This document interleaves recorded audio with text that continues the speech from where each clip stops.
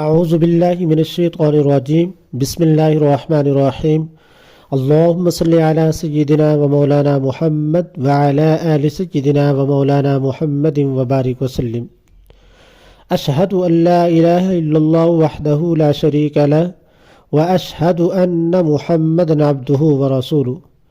میں گواہی دیتا ہوں کہ اللہ تعالیٰ کے علاوہ اور کوئی معبود نہیں، اور میں گواہی دیتا ہوں کہ بے شک محمد الرسول اللہ صلی اللہ علیہ وآلہ وسلم اللہ کے بندے اور اس کے رسول ہیں۔ تو سب سے پہلی میری گزارش ان میرے بھائیوں اور بہنوں کے لیے جنہوں نے میرا چینل مولانا محمد احمد درس قرآن سبسکرائب نہیں کیا تو وہ سبسکرائب کر دیں، تاکہ آنے والی ہر اچھی ویڈیو، وظیفہ اور مسئلہ آپ لوگوں تک پہنچتا رہے، اور کمنٹس بھی کیجیے گا تاکہ ہو سکتا ہے کہ اللہ رب العزت کی ذات کسی کی آمین کہنے پہ ہمارے تمام مسائل کو حل فرما دے۔ اس لیے کہ کوئی اللہ کا نیک بندہ ہو سکتا ہے کہ جو آمین کہے اور ہماری تمام ضروریات، حاجات، مشکلات اور مسائل کو اللہ تبارک و تعالیٰ دور فرما دے۔ تو آتے ہیں آج کی ویڈیو کی طرف۔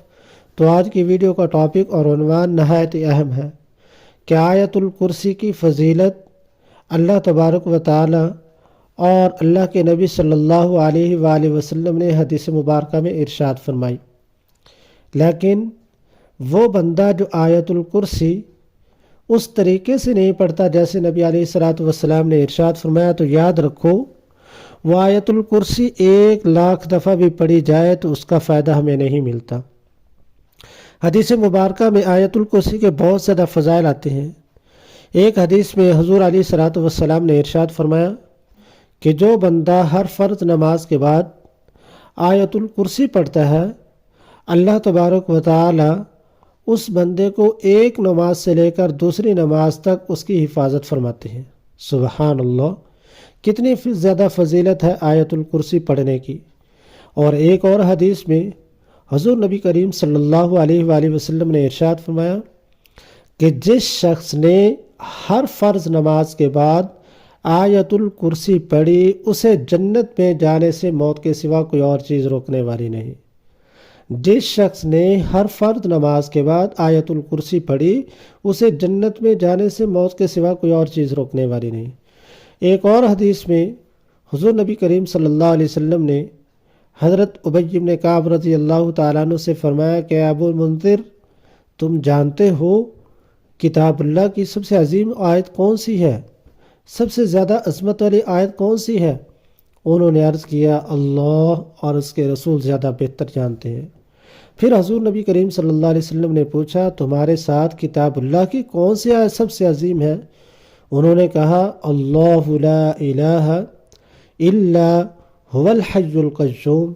حضرت ابی بن کعب رضی اللہ تعالیٰ عنہ بیان کرتے ہیں، اس کے بعد حضور نبی کریم صلی اللہ علیہ وآلہ وسلم نے میرے سینے پر ہاتھ رکھ کر فرمایا کہ تمہیں یہ علم مبارک ہو۔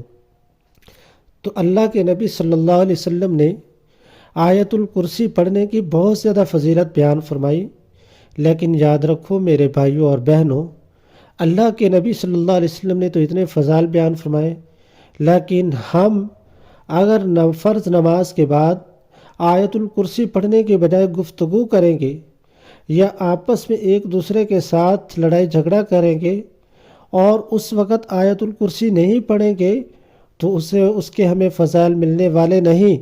وہ فضیلت جو حدیث مبارکہ میں آتی وہ ہمیں ملنے والی نہیں، چاہے وہ 1,00,000 دفعہ پڑھ لی جائے۔ ہر فرض نماز کے بعد پہلے آیت الکرسی پڑھیں، پھر اس کے بعد اپنی گفتگو کریں۔ اگر اس طریقے سے ہم نے آیت الکرسی پڑھی تو اللہ تبارک و تعالی ہمیں اس کے فضائل، اس کی فضیلت، اس کا اجر و ثواب عطا فرمائیں گے، ہماری حفاظت بھی فرمائیں گے، اور ہمیں جنت میں اللہ رب العزت کی ذات داخلہ بھی نصیب فرمائیں گے۔